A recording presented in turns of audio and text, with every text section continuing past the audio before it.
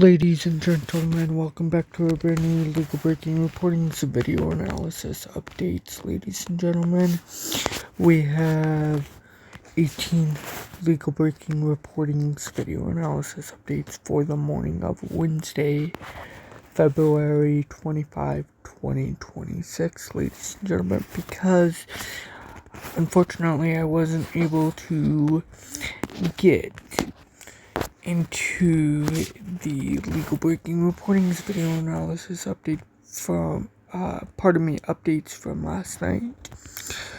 So hence, which is why we have a total of 18 legal breaking reportings video analysis updates for your Wednesday, February 25, 2026 morning, ladies and gentlemen. Unfortunately, there were a few of them I'm gonna have to read to you guys personally myself and report to you guys personally myself on. With that being said, ladies and gentlemen, before we begin, please make sure that you like, comment, share, subscribe, as well as enjoy for more factual, non-fabricated, legal breaking reportings, video analysis updates, and more that you need to know about. Before we begin, please like the video, comment, share, subscribe, as well as enjoy for more factual, non-fabricated, legal breaking reportings, video analysis updates, and more that you need to know about on the side of politics. And for all of these reasons, I say tonight, members of Congress, the state of our union is strong. President Donald Trump delivered a defiant State of the Union address. That's where we're starting the 7 from the Washington Post. I'm Hannah Jewell. It's Wednesday, February 25th. Let's get you caught up with today's 7 stories. President Trump's address to Congress last night began with an optimistic tone. Speech took a turn. One of the great things about the State of the Union is how it gives Americans the chance. He said the country was, quote, the hottest. President Trump's address to Congress last night began with an optimistic tone. He talked positively about the economy and American success at the Olympics, and he said the country was, quote, the hottest, and that everyone was winning. But after about an hour of that sunny outlook, Trump's speech took a turn. One of the great things about the State of the Union is how it gives Americans a chance to see clearly what their representatives really believe. So tonight I'm inviting every legislator to join with my administration in reaffirming a fundamental principle. If you agree with this statement, then stand up and show your support. The first duty of the American government is to protect American citizens, not illegal aliens. Republicans stood and applauded for more than a minute while Trump shook his head and sighed at the Democratic side of the chamber. After that, Trump took a more familiar, darker tone. Isn't that a shame? You should be ashamed of yourself, not standing up. You should be ashamed of yourself. That is why I'm also asking you to end deadly sanctuary cities that protect the criminals and enact... That's Democratic Representatives Ilhan Omar and Rashida Tlaib shouting back at Trump, "You have killed Americans," among other things. They're blocking the removal of these people out of our country, and you should be ashamed of yourself.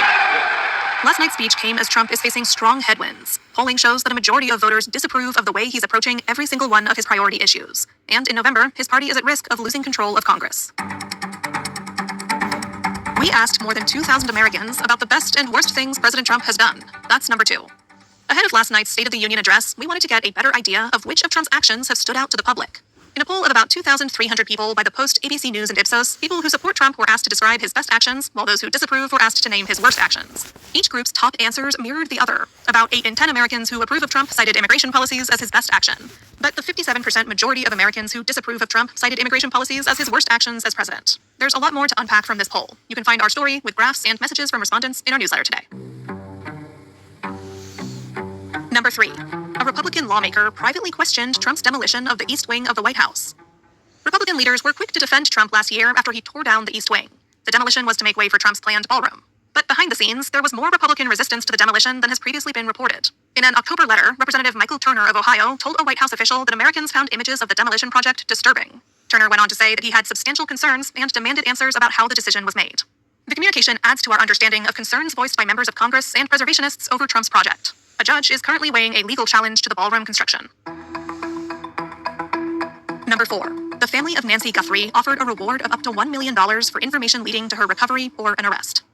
Nancy Guthrie is the 84-year-old mother of Today Show anchor Savannah Guthrie. She went missing from her Tucson, Arizona home 25 days ago. In a tearful video yesterday, Savannah Guthrie said the family realized their mother may no longer be alive, but still hoped to bring her home. She pleaded for anyone with information to come forward.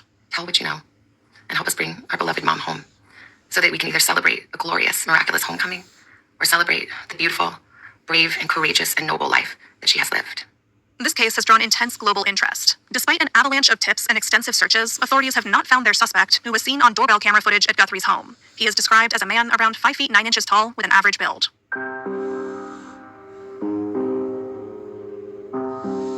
A snowball fight in New York City has become a political flashpoint. That's our 5th story.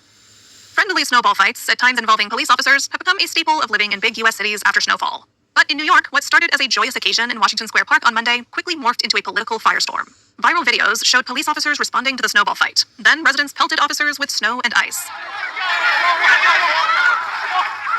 That audio comes from a video by Javier Centeno via Specti and the AP. The New York Police Department's union shared it, calling the incident a deliberate, outrageous, and dangerous attack on uniformed police officers. According to police, as many as 4 officers were taken to the hospital with face lacerations. Within hours of the videos appearing on social media, the matter became an issue for Mayor Zohran Mamdani. Police leaders called on the mayor to condemn the incident, and some local Republicans even tried to blame Mamdani. The mayor responded in a post saying that officers should be treated with respect. New York City Police Commissioner Jessica Tisch said in a statement Monday night that criminal investigations are underway. Number 6. Most teens believe their peers are using AI to cheat in school. According to a new study from the Pew Research Center, the kids are using AI. About 2/3 of them told Pew they had used a chatbot. And the majority of American teenagers believe students at their school are using the technology to cheat somewhat or very often. Some experts worry that without proper guardrails, teenagers are becoming dependent on AI. In another finding, more than 1 in 10 teens use AI for emotional support or advice. One researcher told the Post that young people who are dependent on AI may lose faith in their abilities without it. And at number 7, an all-or-nothing mindset could be hurting your exercise and health goals. If you have given up on your New Year's fitness resolutions, you're not alone. Michelle Seeger, an academic researcher and fitness coach, says about half of all people who start a new exercise program quit within a few months, if not weeks. She wanted to know why. So, in a new study, she and her colleagues spoke to lapsed exercisers. They discovered a frequent tendency toward all-or-nothing thinking. People were setting goals that were too ambitious or too rigid, and if they strayed from them, they gave up completely. If they could only work out for 15 minutes, the thinking goes, why work out at all? If this sounds like you, there are some simple ways to get back on track. First and foremost, choose good enough over perfect. Even a few minutes of exercise can make a big difference. That's inspiring advice, isn't it? I probably won't be taking it today. All right, you're all caught up. Ladies and gentlemen, with that being said, let's get into our 8th factual, non-fabricated, legal breaking, reporting video analysis update by The Hill. Read by an automated voice, ladies and gentlemen. So, we will be taking a look, a read, as well as a listen. Ladies and gentlemen, without further ado, before we begin, and if you have been enjoying this legal breaking, reporting, video analysis update so far, updates so far, please like, comment, share, subscribe, as well as enjoy for more factual, non-fabricated, legal breaking, reportings, video analysis, updates, and more that you need to know about on the side of politics. Without further ado, ladies and gentlemen, let's get into it by The Hill, read by an automated voice, ladies and gentlemen. Without further ado, ladies and gentlemen, let's get into it. By The Hill. Trump claims U.S. transformation in second term at State of the Union. By Julia Manchester. President Trump delivered the first State of the Union address of his second term Tuesday, claiming a transformation for the country, which comes as he faces low approval ratings and as Republicans are in danger of losing the House majority during the midterms. I can say with dignity and pride that we have achieved a transformation like no one has ever seen before, and a turnaround for the ages. We will never go back to where we were just a short time ago, Trump said, according to an excerpt released by the White House shortly before Trump began speaking to Congress. He also slammed Democrats amid a shutdown that plagues the Department of Homeland Security, demanding that they restore funding to the agency responsible for border protection and immigration. As we speak, Democrats in this chamber have cut off all funding for the Department of Homeland Security. They have closed the agency responsible for protecting Americans from terrorists and murderers, Trump said. Tonight, I am demanding the full and immediate restoration of all funding for the border security and homeland security of the United States. A number of high-profile guests were in attendance as Trump entered the House chamber, with the president inviting Turning Point USA CEO Erica Kirk, the widow of conservative influencer and podcaster Charlie Kirk, who was killed in September. He also had the U.S. men's hockey team over at the White House before the speech, following their gold medal win at the Winter Olympics in Italy this past weekend. Democratic lawmakers, meanwhile, sought to elevate the Jeffrey Epstein scandal with Reps. Jamie Raskin, Democrat from Maryland, and Suhas Subramaniam, Democrat from Virginia, bringing the family of the late Virginia Giuffre, one of the most prominent accusers of Epstein, the convicted sex offender. Senate Minority Leader Chuck Schumer, Democrat from New York, brought Danielle Bensky, a ballerina who survived Epstein's assault. Other Democrats opted to boycott the speech, including House Democratic Whip Catherine Clark Mass, citing her opposition to Trump's policies. A slew of Democratic lawmakers also favored attending counter-programming events away from the Capitol, including the People's State of the Union, which was held on the National Mall. Newly elected Virginia Governor Abigail Spanberger delivered the Democrats' rebuttal after Trump's State of the Union address. Spanberger, seen as a standard bearer for moderates on the political left, was one of the Democratic candidates that reclaimed the issue of affordability from Republicans during the 2025 off-year elections. Trump headed into his address with a mixed bag of wins and losses in the aftermath of his first year back in office, including a major defeat on his tariff policy by the Supreme Court just days prior. And Trump's address comes as numerous polls show Americans are unhappy not only with Trump's handling of the economy, but with his job as president generally. According to a CNN poll released on the eve of Trump's State of the Union, 68% of respondents said Trump has not paid enough attention to the country's most important problems, while 32% said he has had the right priorities. The poll also found Trump's approval rating sitting at 38%, down 10 points from before his joint address to Congress last year. A separate Washington Post, ABC News, Ipsos poll released Sunday found 60% of respondents said they disapproved of the job Trump is doing ahead of the State of the Union. The same survey also found 57% of respondents said they disapproved of the way Trump is handling the economy, while 65% said they disapproved of the way he is handling inflation. 64% said they did not approve of the president's handling of tariffs. Trump found himself on the opposite side of the affordability issue on Tuesday, more than a year after he and Republicans handily went on it in the 2024 presidential election. However, Democrats capitalized on the issue during a number of special and off-year elections in 2025, leading to wins in a number of state legislature races, as well as in the Virginia and New Jersey gubernatorial races. Prior to Tuesday's address, the White House telegraphed that the economy would take center stage, with the president blaming the Biden administration's handling of the issue and touting gains made during Trump's second term. However, it is unclear how effective the strategy will be with voters. I suspect it will be about as successful as the Biden administration's attempt to do the exact same messaging, said Adam Mitchell, the director of tax policy studies at the Cato Institute, a libertarian think tank. Data released by the Bureau of Economic Analysis last week found that the economy grew at an annualized rate of 1.4% during the fourth quarter, which was far slower than expected. Prices grew a bit faster than expected in the same period. The personal consumption expenditures price index was up 2.9% over the past year and 0.4% in January, edging above expectations of a 2.8% annual inflation rate and a 0.3% monthly increase in prices. Trump has imposed this sort of schizophrenic economic agenda, some of it doing the correct thing, Mitchell continued. Deregulation, tax cuts, some spending cuts, which would all help the affordability crisis. But then on the other hand, things are pushing in the opposite direction. Tariffs push the price level up. They did not cut spending as much as they should have, so that puts upward pressure on prices, he said. Trump sought to bring relief to taxpayers during the address by calling for another tax cut. However, as the president sought to turn the nation's focus to his administration's work to boost the economy, foreign policy has taken up just as much of the spotlight in his second term, especially as saber-rattling with Iran continues to escalate. During his pre-State of the Union lunch with network news anchors Tuesday afternoon, Trump said Iran wants to make a deal more than he does, but that the country had refused to commit to not building nuclear weapons. A White House official confirmed to The Hill that Trump also is expected to unveil ratepayer protection pledges, under which companies would pay increased electricity costs in areas where new data centers are built. Tuesday also marked the fourth anniversary of Russia's war in Ukraine. Trump has yet to contain that conflict, despite numerous meetings with Ukrainian President Volodymyr Zelensky, European leaders, and even Russian President Vladimir Putin, with whom he met in Alaska in August. Trump's staff continued to hold talks across the globe on the matter, but little resolution has been reached. Americans are also closely monitoring the U.S.-backed efforts by the Mexican government to take on drug cartels in the country. Further south, the administration is also working with interim Venezuelan President Delcy Rodriguez following the U.S. successful strikes to oust and arrest former President Nicolas Maduro. Ladies and gentlemen, with that being said, that is going to do it for our 8th Legal Breaking Reporting Factual Non-Fabricated Legal Breaking Reporting Video Analysis Update. Let's get into our 9th reporting by The Hill, read by an automated voice, ladies and gentlemen. So, without further ado, we will be taking a look, a read, as well as a listen before we begin. If you have not, if you have been enjoying these legal breaking reportings video analysis updates thus far, ladies and gentlemen, for the morning of Wednesday, February 25, 2026. Please like, comment, share, subscribe, and enjoy for more factual, non-fabricated, legal breaking reportings, video analysis, updates, and more that you need to know about on the side of politics. Ladies and gentlemen, without further ado, let's get into it by The Hill. Representative Al Green escorted out of chamber as Trump begins State of the Union by Sudik Chakotay and Emily Brooks. Representative Al Green, Democrat from Texas, was escorted out of the House chamber on Tuesday, shortly after President Trump began delivering his State of the Union address. Green held up a sign that read, "Black people are not apes," as Trump entered. Representative Troy Nails, Republican from Texas, went up to talk to Green about the sign. Senator Mark Wayne Mullen, Republican from Oklahoma, tried to pull the sign away from him, but Green pulled it back. The Texas Democrat ultimately ended up being let out of the chamber by security as Republicans cheered. Representative Pat Fallon, Republican from Texas, held back Nails from Green as he was escorted out. Green told The Hill after leaving the chamber that the sign referred to a since-deleted clip Trump had posted depicting former President Obama and former First Lady Michelle Obama as apes. The president has depicted black people, two prominent black people, the president and the First Lady, as apes. That cannot go unnoticed. For too long now, we have allowed all of his dastardly deeds to go unnoticed because he will get engaged with another dastardly deed. I refuse to let this go unnoticed, he said. It is an insult, not only to the president and the First Lady, but to me as a black person. And I wanted him to know that somebody has the courage to tell him to his face, and that is what I did, he added. Green said that it did not surprise him that he would be escorted out of the chamber. But, on some issues, it is better to stand alone than not stand at all, he said. During Trump's speech to Congress last March, Green stood up to assert that the president had no mandate, raising his walking cane in Trump's direction. Speaker Mike Johnson, Republican from Louisiana, ended up ordering the sergeant-at-arms to restore order by removing Green from the chamber. The House later censured the Texas Democrat in a largely party-line vote. Ladies and gentlemen, with that being said, that is going to do it for that legal breaking reporting. Factual, non-fabricated legal breaking reporting is video analysis update. With that being said, ladies and gentlemen, let's move on to our next factual, non-fabricated reporting legal breaking analysis video.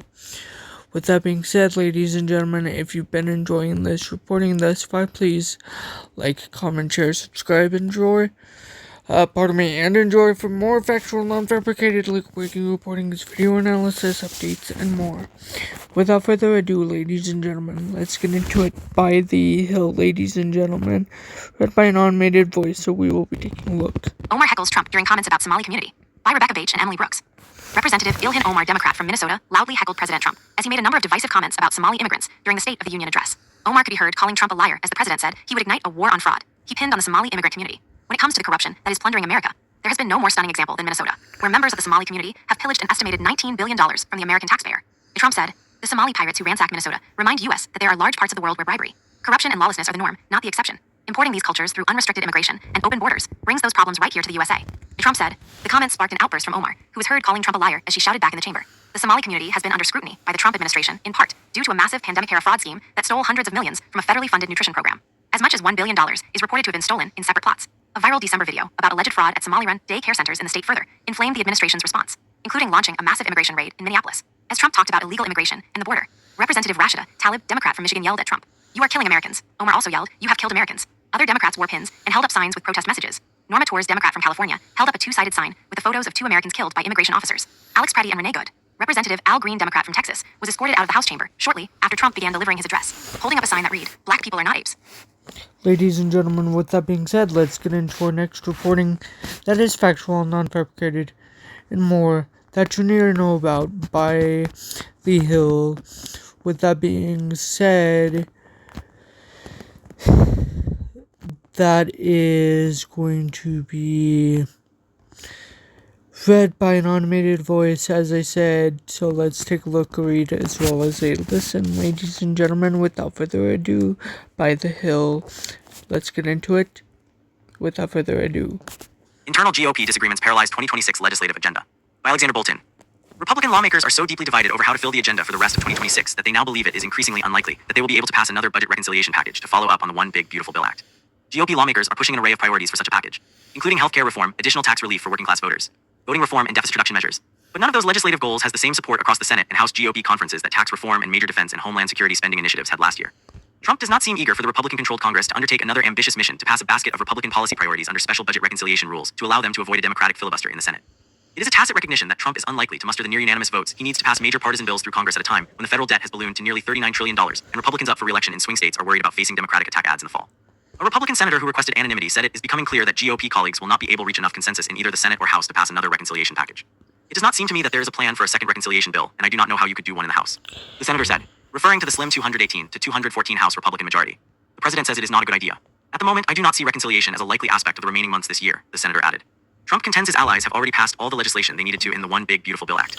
But Republicans facing a difficult midterm election want to put more accomplishments on the board before November. Even so, some Republican senators are still pushing for a budget reconciliation package that would allow them to pass their legislative priorities with a simple majority vote. The problem is they cannot agree on what to put in the bill. Senator Rick Scott, Republican from Florida, a leading conservative, is pushing for healthcare reform that would funnel money for insurance premium subsidies under the Affordable Care Act ACA into savings accounts that he argues would rein in soaring costs. Scott says major healthcare reform should be put in a reconciliation package or pushed across the floor by forcing Democrats to actively block it with a talking filibuster that would require them to stand and speak at their desks for hours on end. I do not care how we do it, but we've got to get healthcare costs down. The best way to do it is get the consumer involved, he said, arguing that health savings accounts will give consumers more power over the market. The Florida senator said Republicans cannot afford to sit on their accomplishments from last year heading into November. I believe that we can do this. We are going to be up here the rest of the year. We got to get some things done, he said. The American public demands that we accomplish some things. On the other side of the Senate GOP political spectrum is Senator Susan Collins, Maine, who faces a tough re-election in a state that voted for former Vice President Kamala Harris. She wants to find a way to revive the enhanced health insurance premium subsidies that expired last month. I do want them addressed. I am very concerned that people are losing their insurance. They simply cannot afford it. We do need to reform the whole healthcare system and bring down the costs, she said. Asked about another reconciliation package, however, Collins said she would focus on passing appropriations bills as chair of the Senate Appropriations Committee. Republican senators discussed their legislative plans for the rest of the year at an all-day retreat shortly before they left town for the president's day recess. Some Republicans made a strong push for another reconciliation bill, according to senators familiar with the internal debate. There are some guys that want to do it, but the challenge is, remember, we got to get at least 50 votes and we can only give up 3. Senator John Ho Evan, Republican from North Dakota, said, we are weighing out what should be in there. It is kind of a we will see, but it is tough because we got to get 50 votes. Republicans control 53 Senate seats. which means they can afford only 3 defections within their conference and still pass something under special budget rules that would allow them to pass major legislation. You do not want to go down that process and then not get a result, Ho Evan cautioned. We have not ruled it out, you're talking about it. Senate Majority Leader John Thune, Republican from South Dakota, does not want to risk a protracted negotiation over a budget reconciliation bill only to have it blow up on the Senate floor, an embarrassment that befell the GOP effort to repeal the Affordable Care Act during the first year of Trump's first term in 2017. The Senate will move next to the bipartisan road to Housing Act passed with a unanimous 24-0 vote out of the Banking Committee last year. But there is not much consensus beyond that about what to put on the legislative calendar. The debate over what to push over the next several months pits conservatives who want to enact ambitious long-term reforms against Republican colleagues from battleground states who worry about tough votes that would give Democrats ammunition for attack ads in the fall. Senator Bernie Moore, Republican from Ohio, a Trump ally who represents a key Senate battleground state, wants Senate GOP colleagues to pass an extension of tax relief for working-class Americans under budget reconciliation.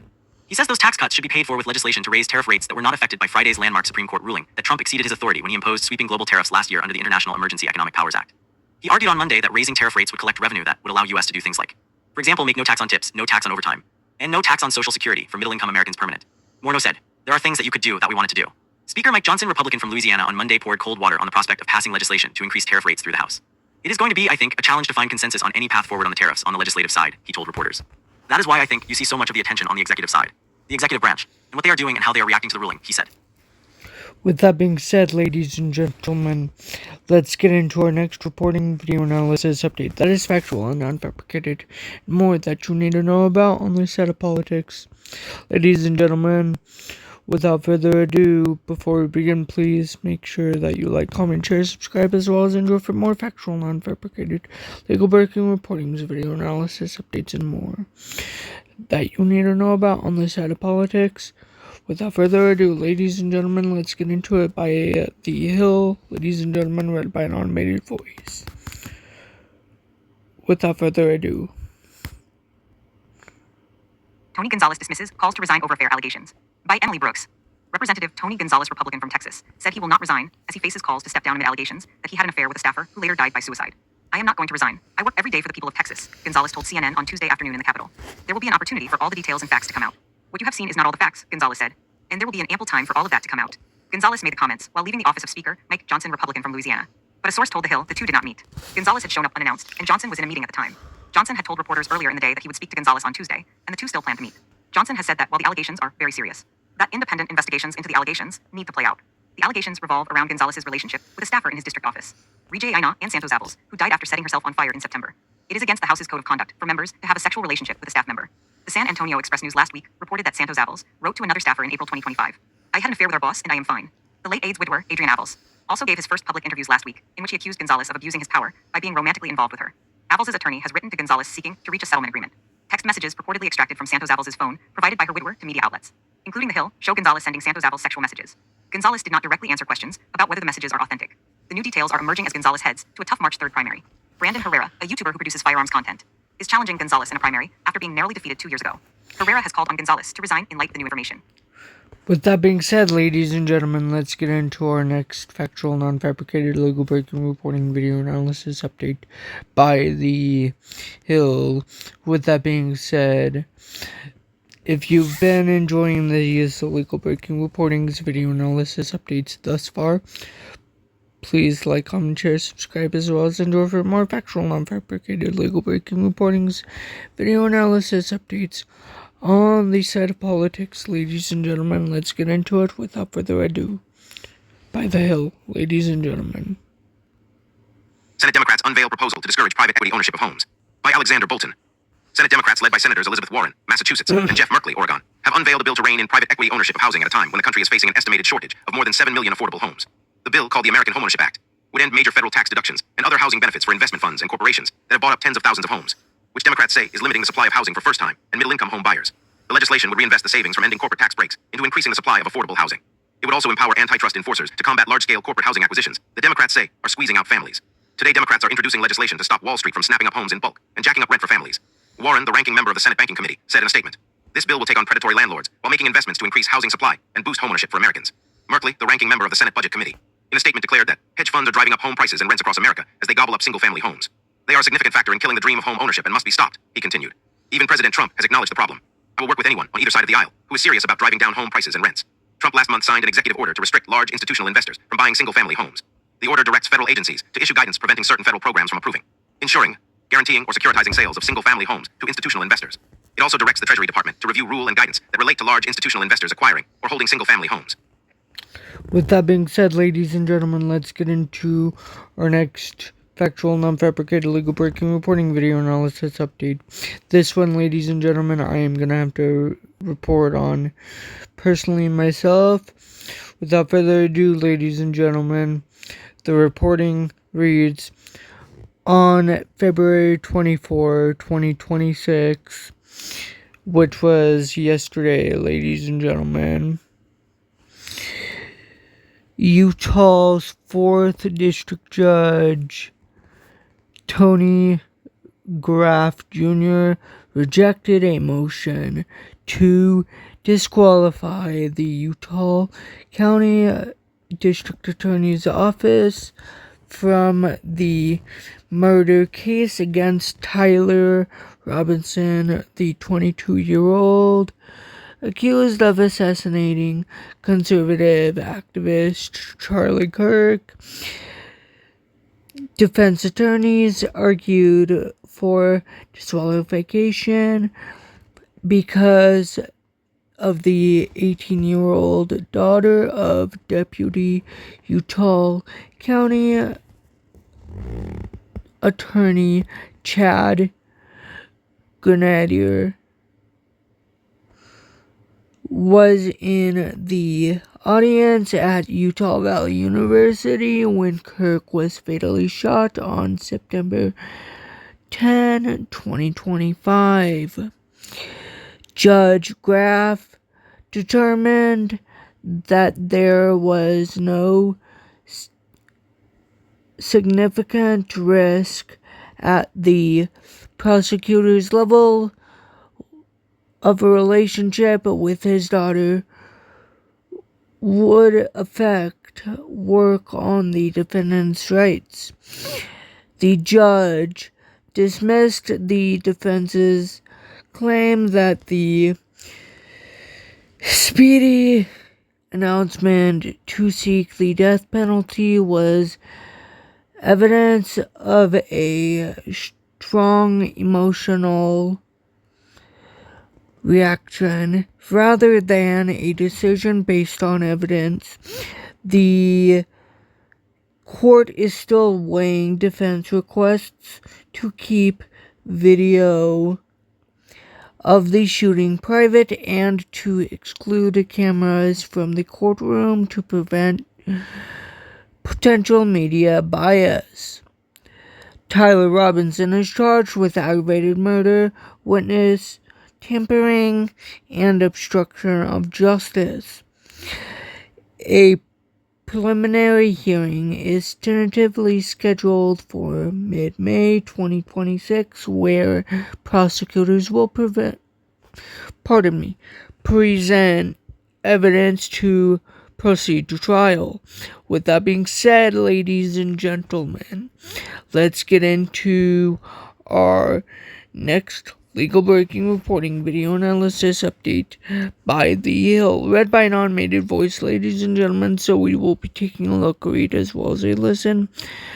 Before we begin, ladies and gentlemen, if you've been enjoying these reportings thus far for the morning, please like, comment, share, subscribe, as well as endure for more factual, non-fabricated, legal breaking reportings, video analysis, updates, and more that you need to know about on the side of politics. Without further ado, ladies and gentlemen, let's get into it by The Hill. Without further ado, ladies and gentlemen. Former FBI official. Patel Olympics appearance sends horrible message to rank and file by Max Rigaud. Former acting FBI Director Andrew McCabe on Monday slammed FBI Director Kash Patel for celebrating with the U.S. men's hockey team after their gold medal game victory at the Winter Olympics. Horrible message to the FBI rank and file. McCabe told host Jake Tapper on CNN's The Lead. McCabe has been a CNN contributor since 2019. I am sure that this video is coursing through that population today, he added. And a horrible message to the country when the FBI is in the middle of such incredibly important investigations. Patel was caught on camera Sunday in Team USA's locker room after it defeated Canada 2-1 in overtime. At one point, he drinks a beer before singing along to Courtesy of the Red, White, and Blue by the late Toby Keith. Patel's celebration drew criticism from Democratic lawmakers, who argued his trip to Italy was a waste of taxpayer dollars. But the FBI director, a hockey fan who plays recreationally, dismissed critics on Sunday. For the very concerned media, yes, I love America and was extremely humbled when my friends, the newly minted gold medal winners on Team USA, invited me into the locker room to celebrate this historic moment with the boys' greatest country on earth and greatest sport on earth. Patel wrote on social platform X. While in Italy, Patel met Saturday with the Milan Joint Operations Center, an interagency initiative with international partners to support the Winter Olympics and Paralympic Games. FBI spokesperson Ben Williamson also wrote Sunday on X that Patel would reimburse any other personal expenses. 3 days prior, Williamson wrote that the trip was not a personal trip, and noted Patel's scheduled meeting with the Joint Operations Center and another meeting with U.S. Ambassador to Italy in San Marino, Tillman Fertitta. McCabe, though, said Monday the excuse that Patel went to Italy for security meetings the day before the games are over is patently ridiculous. He noted that former FBI Director Robert Mueller traveled to Greece to consult on security arrangements for the 2004 Summer Olympics 8 months before the games started. That is when the sort of details and arrangements are made that an FBI director needs to weigh in on, to make sure that others understand the role of the Bureau and those sorts of things. But McCabe said, it is not the day of the final hockey game, and of course now we know exactly what he was doing there. Patel's trip came as the FBI, in conjunction with the Pima County Sheriff's Department, continues to search for 84-year-old Nancy Guthrie, who has been missing for over 3 weeks. The FBI is also leading the investigation into the fatal shooting of an armed man by law enforcement personnel at President Trump's Mar-a-Lago resort in South Florida early Sunday.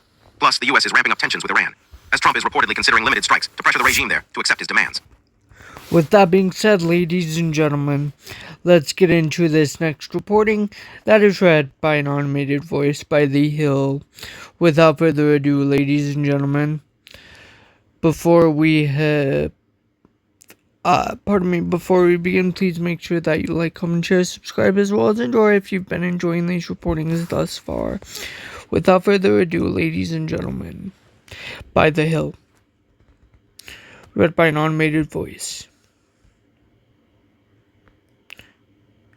Democrats prepare to protest Trump's State of the Union. What to know by Substack Coach. Democrats are preparing a show of defiance during President Trump's State of the Union address on Tuesday, with some skipping the speech entirely, others attending counter events, and many bringing guests to highlight the real-world impact of the administration's policies. House Minority Leader Hakeem Jeffries, Democrat from New York, has strictly advised his caucus to either attend the address in silent defiance or take part in alternative programming. Even so, Democrats are expected to sharply criticize the administration at events before, during, and after the address. And it is unclear whether any rank-and-file members plan to defy Jeffries' directive. Here is what to know about Democratic protests during Trump's State of the Union. Democrats target Trump with counter-event blitz. Several Democrats are opting to skip Trump's speech and instead head to a counter-rally, dubbed the People's State of the Union, which will begin around 8 p.m. on the National Mall.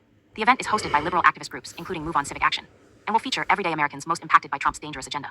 Some of the Democratic attendees include Sens. Ed Markey, Democrat from Massachusetts, Jeff Merkley, Democrat from Oregon, Chris Murphy, Democrat from Connecticut, Tina Smith, Democrat from Minnesota, Adam Schiff, Democrat from California, and Chris Van Hollen, Democrat from Maryland, as well as Reps.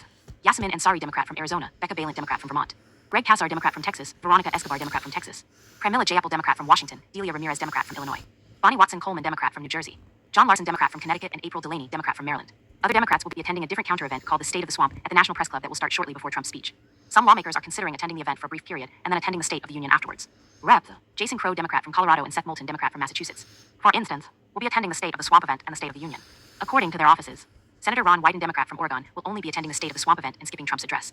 According to his office, Democrats to boycott Trump's address. Other Democrats are also planning to skip this year's speech, including Reps. Dina Titus, Democrat from Nevada, Sidney Kamlager Dove, Democrat from California, Alexandria Ocasio-Cortez, Democrat from New York, Don Bayer, Democrat from Virginia, Sean Casten, Democrat from Illinois, Ami Barad, Democrat from California, and Senator Ruben Gallego, Democrat from Arizona. After watching President Trump run roughshod over the Constitution, display utter disregard for Congress, and openly engage in corruption as he and his family use the office to enrich themselves and tarnish this country that I love, I will not give him the dignity of having my presence at the State of the Union. Barad wrote in Maida's Touch. Titus will watch the State of the Union from her office, her spokesperson Dick Cooper told The Hill. Casten also said in a statement that he will watch Trump's address elsewhere. Bayer wrote on X that he will spend his evening meeting with constituents in Virginia. Epstein survivors to make appearance as guests. Several Democrats are planning to invite guests to highlight what they see as the impacts of the Trump administration's policies. These include survivors of the late convicted sex offender Jeffrey Epstein's abuse and those who have been affected by heightened immigration enforcement actions. Representative Ro Khanna, Democrat from California, who had pushed for the Department of Justice to release the Epstein files, will be bringing Haley Robson, an Epstein survivor. Haley's courageous fight is proof that this is not about politics. It is about exposing America's two-tiered system of justice and bringing accountability to the Epstein class involved in the horrific abuse of young girls. He said. Senate Minority Leader Chuck Schumer, Democrat from New York, said on X that he is bringing Danny Bensky, another Epstein survivor. House Veterans Affairs Committee ranking member Mark Takano, Democrat from California, said he is bringing George Reedes, a 26-year-old U.S. citizen who was detained by Immigration and Customs Enforcement for 3 days. His story exemplifies the overreach and cruelty of the Trump administration and their heavy-handed immigration policies, sweeping up innocent men, women, and children in a desperate bid to fill arbitrary quotas, Takano said. Members of the Democratic Women's Caucus to wear white. Members of the Democratic Women's Caucus plan on wearing white to Trump's address, a source familiar with the matter said. Representative Teresa Ledger Fernandez, Democrat from New Mexico, chairwoman of the caucus who plans on skipping the address, told CBS News that the color choice depends on where we are at in the moment. This year there are specific attacks on women's ability to vote, she told CBS. The Democratic Women's Caucus is wearing white both to honor that fight that women have always had and to signal we are still in the fight. Other members are prepared to protest in their own ways or walk out mid-speech. The only question for me is which of his disgusting lines prompts me to get up and leave. Because at some point I will. Representative Jared Huffman, Democrat from California, told Axios. Jeffries urges members to attend in silent defiance or skip. Jeffries told reporters last week he is advising members of his caucus to choose one of two approaches to Trump's visit. Either attend the event with silent defiance or participate in different alternate programming that is going to take place in and around the Capitol complex. Jeffries is hoping to avoid some of the drama that ensued last year during Trump's speech in March, when Representative Al Green, Democrat from Texas, stood up to assert that the president had no mandate and raised his walking cane in Trump's direction. My current plan is to attend. We are not going to Donald Trump's house. He is coming to our house. It is my view that you do not let anyone ever run you off of your block, Jeffries said. Ladies and gentlemen, with that being said, let's get into this next reporting video analysis update that is factual and unfabricated, and more that you need to know about. by The Hill, ladies and gentlemen, read by an automated voice. So we will be taking a read as well as a listen. Without further ado, ladies and gentlemen, let's get into it by The Hill, ladies and gentlemen, read by an automated voice. So we will be taking a look, read as well as a listen. GOP set for internal battle over Supreme Court tariff ruling by Alexander Bolton. The Supreme Court's 6-3 ruling that President Trump exceeded his authority when he imposed sweeping global tariffs last year has set the stage for a bitter internal Republican battle over how to respond to the landmark ruling. Trump's staunchest allies, led by Senator Bernie Moreno, Republican from Ohio, are already pushing a plan to move legislation under the special budget reconciliation process that would allow them to raise tariff rates with a simple majority vote to bolster Trump's embattled trade agenda. The legislative vehicle is pretty straightforward. It is a reconciliation bill which only requires 50 votes, said Moreno, who said he is hopeful his colleagues would work on the approach, which he indicated could also include additional items. What we would be talking about is moving tariffs that are already in legislation to a higher amount. Well, he added, referring to tariffs on steel and aluminum imports that are already in place under Section 232 of the Trade Expansion Act of 1962. For example, tariffs imposed under Section 301 of the Trade Act of 1974, which has been used in the past to target China, could also be increased through a Republican-backed reconciliation package. Section 232 and Section 301 tariffs were not struck down by the Supreme Court's decision Friday. But raising tariff rates with a simple majority, instead of the 60 votes usually needed to pass controversial legislation through the Senate, is certain to encounter opposition from Senator Rand Paul, Republican from Kentucky, and other Republican critics of Trump's global trade war. Paul on Friday applauded the Supreme Court's decision to strike down Trump's declaration of emergency powers to implement tariffs under the 1977 International Emergency Economic Powers Act, IEPA. The Supreme Court defended the Constitution by rejecting the use of emergency powers to impose taxes. Tariffs are taxes, and the power to declare them belongs to Congress. That truth goes beyond this case. No future administration, including a socialist one, can use emergency powers to get around Congress and tax by decree. Paul said in a statement. Other conservatives, such as Senator Ted Cruz, Republican from Texas, say they would be deeply skeptical of any effort to permanently set higher tariff rates. I think it is a mistake to assume that we will have high tariffs in perpetuity. I do not think that would be good economic policy. I am not a fan of tariffs, Cruz told Fox Business host Larry Kudlow last year. Sens. Susan Collins, Republican from Maine, and Lisa Murkowski, Republican from Alaska, also cheered the Supreme Court decision, striking down Trump's use of emergency powers to impose tariffs. Today's Supreme Court ruling reaffirms that only Congress has the constitutional authority to impose tariffs, and the president can only do so under a clear and limited delegation of authority from Congress. Collins said in a statement. Collins, who is one of the Democrats' top targets in the 2026 midterms, has repeatedly warned of the impact of tariffs on Canadian imports on Maine's economy. Murkowski wrote on social media that the Supreme Court's ruling on tariffs is a clear rebuke and firm reminder that presidential power is not unlimited. Some Republican senators, such as Senator Ted Budd, North Carolina, are caught in the middle of the intensifying debate. Budd told The Hill on Monday that generally he is not a fan of tariffs, but wants to support Trump's economic agenda, which includes tariffs as a core element. I am certainly open to reconciliation, but there is more things beyond tariffs that we need to address. There is a lot of things we should do through reconciliation, he said. He called the Supreme Court's decision disappointing. I have not traditionally been a fan of tariffs. I have been very clear about that. But again, I support the president and his agenda, he said. Senate Majority Leader John Thune, Republican from South Dakota, has been supportive of Trump's use of tariffs to pressure foreign leaders to negotiate better trade deals, even though he has repeatedly said he is not a fan of permanent tariffs. Thune, in response to the court's decision, said that tariffs can be an important and effective tool to address unfair trade practices and help level the playing field with foreign competitors. Thune, however, has also been reluctant to move another budget reconciliation package in 2026 because of deep divisions within the Senate GOP conference over what to include in that bill. Trump allies are looking at the budget reconciliation process to raise tariff rates because Democrats announced Monday they would block any effort to extend the 15% global tariffs that Trump announced Saturday beyond the 150-day window set under Section 122 of the Trade Act of 1974. I am here to tell Donald Trump and the American people we will not extend those tariffs and they will expire in a few months. Senate Democratic leader Chuck Schumer, New York, announced on the Senate floor Monday. The other major question dividing Republicans is whether to support legislation to refund approximately $175 billion in tariff revenues collected over the past year to small businesses and consumers. While Republicans are generally in favor of returning money to taxpayers, very few GOP lawmakers are willing to risk a blow-up from the president by calling for refunds. Moreno on Monday poured cold water on the idea that the Trump administration or the Republican-controlled Congress will issue tariff refunds. Who is the money going back to? How is that going to work? He said. The only people who would say something like that would be people who do not know how business works. If you went into Walmart and bought a patio chair for $100, do you get a refund, or does the importer, who is probably a Chinese company, get a refund? It is crazy. We are not going to issue refunds, Moreno said. Brian Darling, a GOP strategist and former Senate aide, predicted that few Republicans in Congress will risk facing Trump's wrath by pressuring the administration to hand out refunds in response to the court ruling. I think Republican members of Congress are going to be reluctant to get ahead of the administration on refunds. On tariff refunds, I just cannot see this Congress thumbing their nose at the Trump administration on the tariff issue, considering how aggressive he is on the issue. Well, he said. Treasury Secretary Scott Bessent told Fox News on Friday that giving companies up to $175 billion in tariff refunds would be the ultimate corporate welfare. With that being said, ladies and gentlemen, let's get into our next reporting. That is factual and unfabricated. And more that I'm going to have to read to you guys and report to you guys myself. The article is by Politico. Without further ado, the article is titled, Federal Court Rejects GOP Bid to Block New Utah Congressional Map, Likely Netting Democrats a seat for the 2026 midterm elections this November 4th, ladies and gentlemen. With that being said, let's get into it. The article is, the article reads, a federal court rejected a bid by Utah Republicans to block a new court-ordered congressional map, dealing a major blow to the Republican Party following a years-long redistricting saga. The decision means that Democrats are likely to net one seat out of the state, which currently has a 4-person all-GOP House. Delegation about late intervention. Absent late intervention from the Supreme Court, Republican lawmakers in Utah passed a congressional map in October after state court judge Diana Gibson ruled that the state could not use previous lines carving up Democratic stronghold Salt Lake City. Gibson later rejected that map, ruling in November that it fails to abide by and conform with the requirements of Proposition 4, a ballot initiative passed by Utah voters in 2018 that created an independent redistricting commission and specific redistricting parameters intended to prevent partisan gerrymandering. Gibson ordered a map that created a safely Democratic reliable seat around Salt Lake City be used instead. My editorial edition, ladies and gentlemen, engaging Republicans in the state. Enraging Republicans in the state. Republicans are hoping to repeal the redistricting proposition via a ballot initiative in this fall's elections.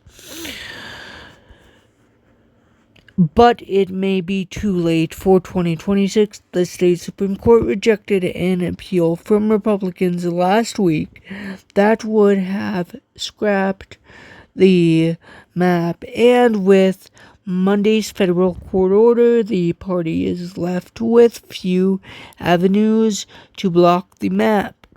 Monday's federal court decision arose from a case brought by a group of Utah Republicans, including Representatives Celeste Mello,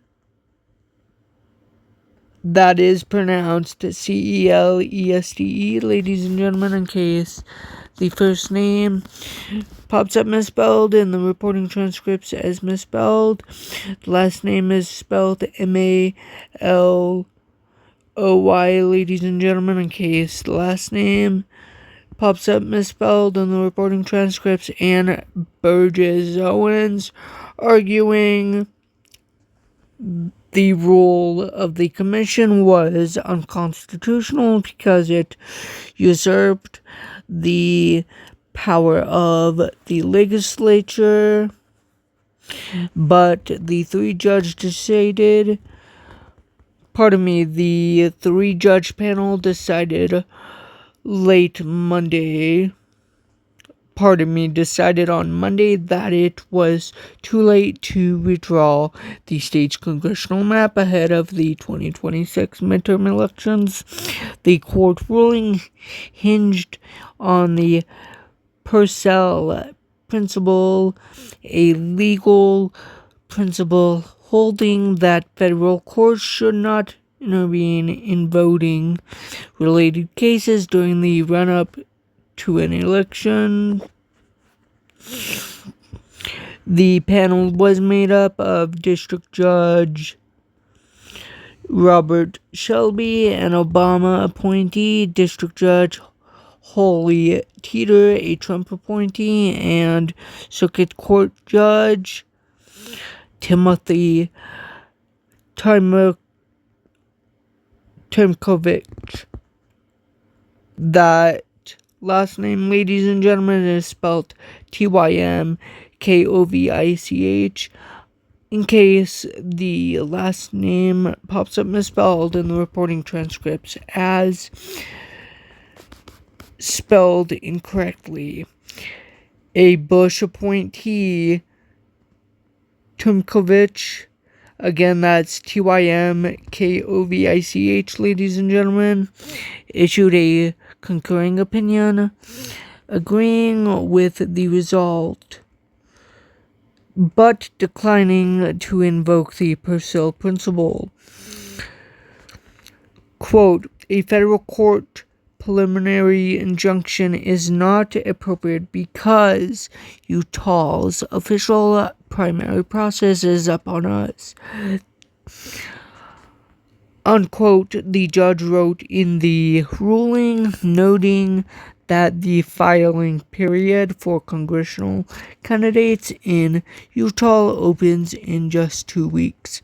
The loss for Republicans in Utah comes as the GOP pushes to overhaul congressional maps ahead of this fall's elections at Donald Trump's urging. Republicans have withdrawn maps in their favor in states from Texas to North Carolina, and Democrats have in turn pushed their own gerrymanders in several blue states, including California and Virginia, that are legally and lawfully enacted, ladies and gentlemen, versus Republicans whose are not legally and lawfully enacted. With that being said, ladies and gentlemen, that is going to do it for these legal breaking reportings, video analysis updates for thus far for the morning, ladies and gentlemen. I will more than likely, unless I get really busy, ladies and gentlemen, see you guys this evening for more factual, non-fabricated, legal breaking reportings, video analysis, updates, and more that you need to know about on the side of politics, ladies and gentlemen. In the meantime, please stay tuned, and please stay safe, and please look out for the next legal breaking reporting or legal breaking reporting, reportings and video analysis updates or video analysis update, ladies and gentlemen.